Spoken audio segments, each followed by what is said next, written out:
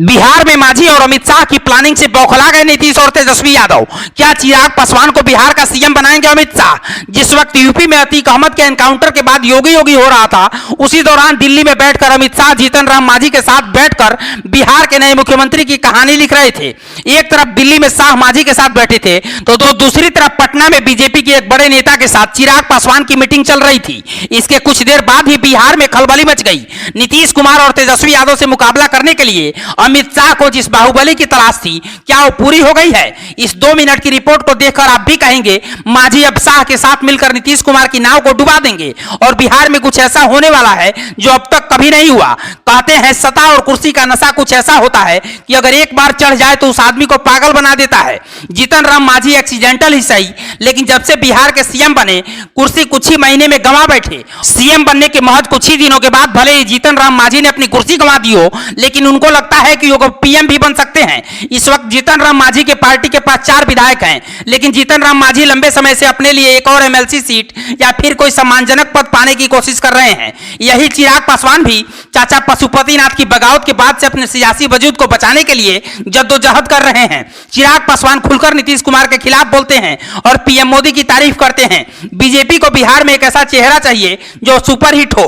BJP सवर्णों की party कही जाती है। चिराग पासवान दलित समुदाय से आते हैं, रामविलास पासवान के बेटे हैं, इसलिए बिहार में पिछड़े वर्ग में अच्छी पकड़ है। बिहार में पासवान दलितों के बाद सबसे ज्यादा हैं और उसके बाद दूसरे नंबर पर मुसहर यानी कि मांझी समुदाय से लोगों की संख्या है। इस तरह से दलितों की 2 बड़ी जातियों को अमित शाह अपने पक्ष में लाने में लगे हुए हैं। बिहार में अमित शाह का प्लान क्या है, अब इसे समझिए। नीतीश कुमार ने करीब 7 दलों के साथ महागठबंधन बना रखा है। इसी के दम पर नीतीश कुमार कभी कभी पीएम बनने का सपना भी देखते हैं। नीतीश और तेजस्वी यादव को लगता है कि इस महागठबंधन के दम पर 2024 का चुनाव बीजेपी को हरा देंगे, लेकिन उससे पहले ही अमित शाह ने गेम पलट दिया है। जीतन राम मांझी और अमित शाह की दिल्ली में बैठक ने सबको हैरान कर दिया है। सबसे बड़ी बात यह है कि जब मांझी सास में दिल्ली से मिल रहे थे, उसी दौरान नीतीश कुमार भी दिल्ली में थे, लेकिन मांझी नीतीश कुमार से नहीं मिले। मतलब अंदर अंदर ही सही, लेकिन कुछ तो बहुत बड़ा चल रहा है। बिहार में बहुत जल्द ही कुछ बड़ा होने वाला है।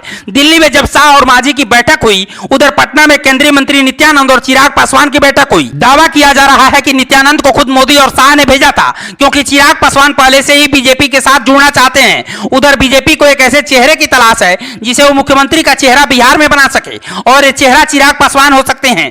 लेकिन इस मीटिंग के बारे में जब नीतीश कुमार को पता चला तो वो भी परेशान हो गए। इसलिए कहते हैं कि अमित शाह हमेशा ही सही पर सही वक्त पर चोट करते हैं। पिछले कुछ महीने से अमित शाह कई बार बिहार जा चुके हैं। पिछले महीने बिहार में अमित शाह ने एक सभा को संबोधित करते हुए कहा था कि बिहार के जंगल राज को सिर्फ बीजेपी सरकार ही खत्म कर सकती है, इसलिए यहां पर बीजेपी की सरकार आनी चाहिए।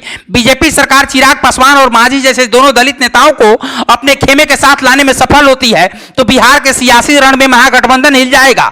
इस सबके बीच सबसे बड़ा सवाल यही है कि आखिर चिराग पासवान की भूमिका क्या होगी?